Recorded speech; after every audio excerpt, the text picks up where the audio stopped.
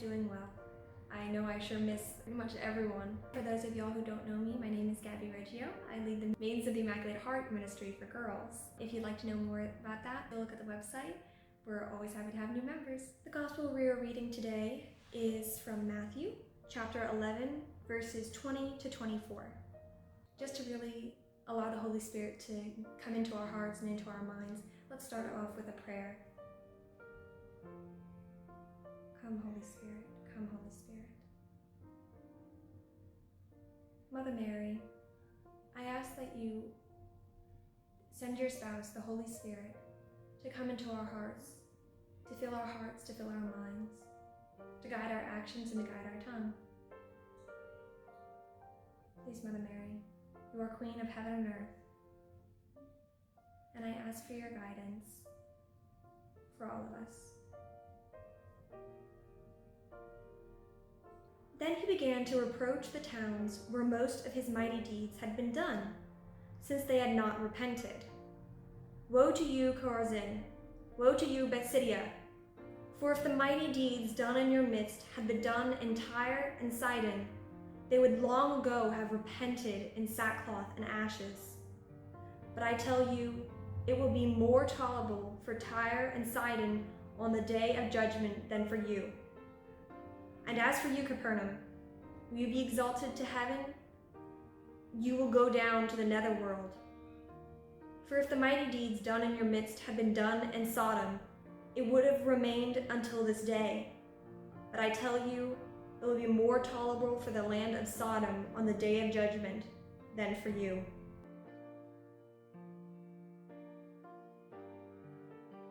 Then he began to reproach the towns where most of his mighty deeds had been done, since they had not repented. Woe to you, Chorazin! Woe to you, Bethsaida! For if the mighty deeds done in your midst had been done in Tyre and Sidon, they would long ago have repented in sackcloth and ashes.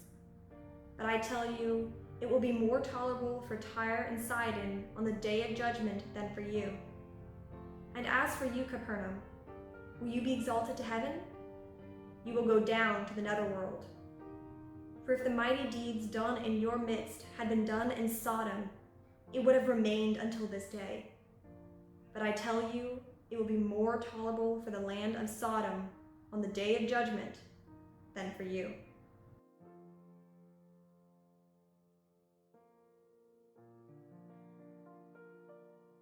Now, this reading is typically not something that we want to hear, but I know it's something that we all need to hear and to know.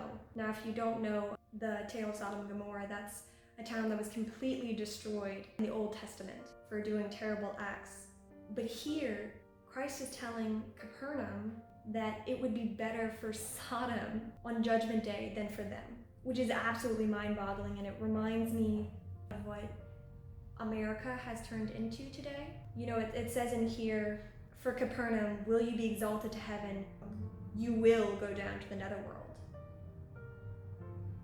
America is one of the best, if not the best, countries to live in. And I think we can forget that we can do things wrong, and things can go wrong and can go bad, and even though we were made on Christian principles, the people can ruin a town, and those people can be destroyed for their actions. Perhaps not literally, we don't really have things like in the Old Testament.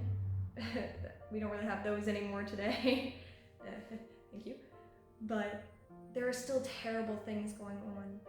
That's what this reading reminds me of, is how far down we've gone as a society. And it reminds me that, you know, you need to be loving, and it's not our place to judge, but God will judge, and we need to know that. And He's going to judge us in the way that we react to this. Are we just going to let it go, or are we going to defend truth and love and Christ? If not, we are no better than Sodom and Gomorrah. We are no better than Capernaum. We are no better than Chorazin. We are no better than Bethsaida. All these places that Christ is telling, it's going to be terrible for you on Judgment Day. If we don't stand up for Christ, if we just let things go in the name of tolerance, then we are no better than them. I believe it was C.S. Lewis, the author of Narnia, who had said, true love is more than just a kind word. I think it was something to that nature, but basically it's that sometimes true love means that you have to tell them the truth, and we all know that the truth can hurt.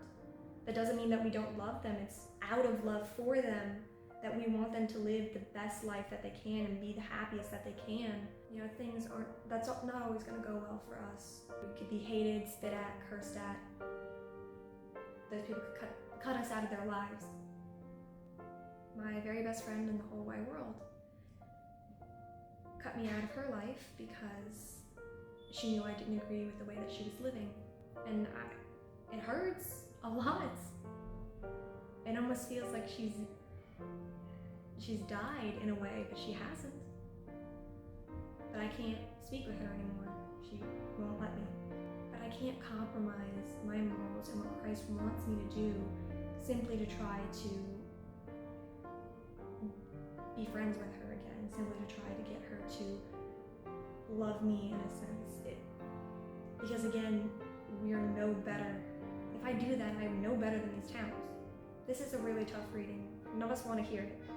None of us want to hear that you're worse than these terrible places if you do these things. But these are the readings that matter a lot because it's true. And sometimes we need to hear the tough truth. I know I do. Well, that's all for today. Thank you all. I hope everybody's doing well, and I love all of you and your families. Hope to see you soon.